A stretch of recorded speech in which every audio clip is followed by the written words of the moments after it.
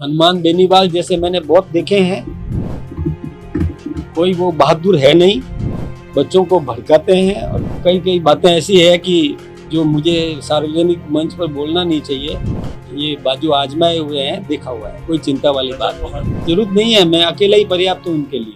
नागौर सांसद हनुमान बेनीवाल और भारतीय जनता पार्टी प्रदेश अध्यक्ष मदन राठौड़ के बीच में जुबानी जंग थमने का नाम नहीं ले रही है। एक तरफ हनुमान बेनीवाल हैं जो हमलावर हैं प्रदेश अध्यक्ष मदन राठौड़ के ऊपर। उन्होंने कहा पॉपुलैरिटी के लिए मदन राठौड़ मेरा नाम ले रहे हैं। मदन राठौड़ तो मेरे साथ 2-2 घंटे बैठा करते थे और वो बातें बताया करते थे पार्टी के विषय में जब वो पार्टी से नाराज थे। मदन राठौड़ के ऊपर हनुमान बेनीवाल ने ये तक आरोप लगा दिया कि किसी जमाने में वसुंधरा राजे के गुट में हुआ करते थे और आजकल वसुंधरा को छोड़ दिया है। हनुमान बेनीवाल के इस बयान के बाद में प्रदेश अध्यक्ष मदन राठौड़ कहां चुप बैठने वाले थे। जैसे ही उनसे सवाल किया गया हनुमान बेनीवाल, मानो प्रदेश अध्यक्ष मदन राठौड़ की आंखों में एक चमक आ गई और मौका मिल गया हनुमान बेनीवाल के एक एक आरोप का जवाब देने का। प्रदेश अध्यक्ष मदन राठौड़ बोले, मैंने कहा है हनुमान बेनीवाल राजस्थान में राजनीति का स्तर गिरा रहे हैं। राजस्थान में राजनीति का शुद्धिकरण होना चाहिए, राजनेताओं का शुद्धिकरण होना चाहिए, भाषा की मर्यादा तय होनी चाहिए, भाषा मर्यादित होनी चाहिए। ये क्या तरीका है कि लड़कों को बोल दो कि कोई बिल मांगने आए तो उसको दौड़ाओ? ये क्या तरीका है कि सीधा बिजली का खंबे में कनेक्शन लगा दो? मदन राठौड़ यही नहीं रुके। मदन राठौड़ जब बात चली कि सामाजिक बहिष्कार पे हनुमान बेनीवाल ने आपके खिलाफ न्याय की मांग करते हुए कोर्ट जाने का फैसला किया है, एफआईआर कराने का फैसला किया है, तो मदन राठौड़ बोले उनका अधिकार है, स्वतंत्र हैं वो जाएं कोर्ट जाएं, मेरे खिलाफ में अगर कार्रवाई बनती है तो करें और अगर मैंने कुछ गलत किया है तो कार्रवाई होगी। इसमें कहां तकलीफ है, मैं तैयार हूं कि वो कोर्ट चले जाएं। मदन राठौड़ ने एक बयान और दिया जो राजस्थान की राजनीति में आने वाले समय में हलचल मचाने वाला है। मदन राठौड़ बोले, मैंने कई बेनीवाल देखे हैं, हनुमान बेनीवाल के लिए मैं अकेला ही काफी हूं। ये उस सवाल के जवाब में दिया गया जब मदन राठौड़ से पूछा गया कि ये कहा गया है कि आप तो नारों से ही घबरा गए, अगर वहां गोली चल जाती तो। इस सवाल का जवाब देते हुए मदन राठौड़ बोले, कई बेनीवाल देखे हैं, मुझे पता है वो हिम्मत वाले नहीं हैं, वो बहादुर नहीं हैं, मेरा उनसे निपटने के लिए मैं अकेला ही काफी हूं। आइए सुनवाते हैं आपको कि मदन राठौड़ ने हनुमान बेनीवाल के सवालों के किस तरीके से और क्या क्या जवाब दिए हैं। उन्होंने जैसी शिक्षा दी वो गोली भी चला सकते थे। वो तो ये भी कह रहे हैं कि अभी तो मुख्यमंत्री और मंत्रियों को नाम किया, मुझे संगठन के नाम भी जल्दी दूंगा, संगठन का नाम भी निकालूंगा जल्दी, संगठन के लोगों का नाम भी रखूंगा। जरूरत नहीं है, मैं अकेला ही पर्याप्त हूँ उनके लिए।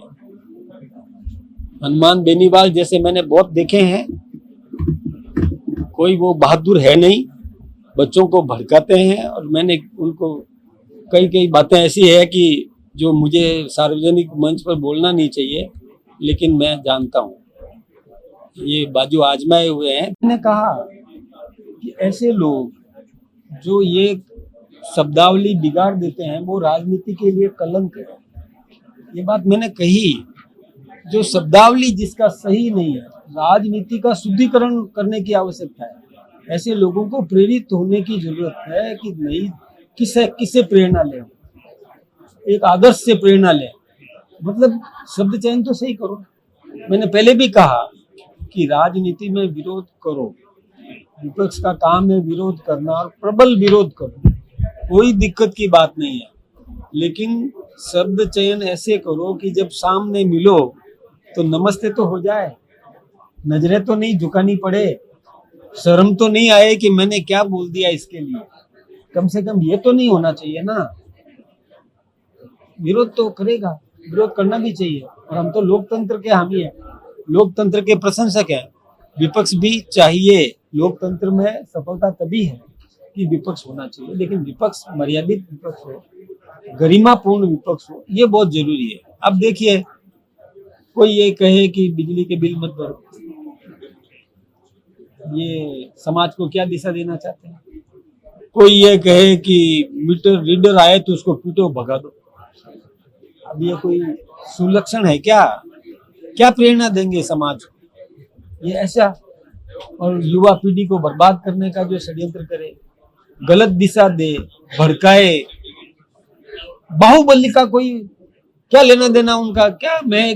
अब जैसे देखिए, मैं एक राजनीतिक पार्टी का प्रदेश का अध्यक्ष हूँ, मैं मेरे पार्टी के कार्यक्रम में जा रहा हूँ, अब मेरा विरोध करने का क्या आधार है? मैं मेरे कार्यक्रम में जा रहा हूँ, मेरा विरोध करने का क्या? मैं मेरे कार्यक्रम में नहीं जाऊं? किस बात का विरोध कर रहे थे वो? किस बात का विरोध कर रहे थे? क्यों घेराव करने की बात आई? अच्छा, मैं तो इतना, मेरे बारे में तो जैसे पूरा राजस्थान भी जानता है, मैं सरल हूँ, मैं तो खुद उत्तर के कोई वो ज्ञापन देते तो मैं लेने के लिए तैयार भी था, लेकिन वो डंडे बरसाना मेरी कार पर, तब मैं समझ गया कि इनकी मंशा तो मेरी हत्या करने की है, मारने की है। तब मैं बाहर क्यों निकला? आपके राज्य की खबरें, आपके शहर की खबरें सबसे पहले जानने के लिए देखते रहें अमर उजाला।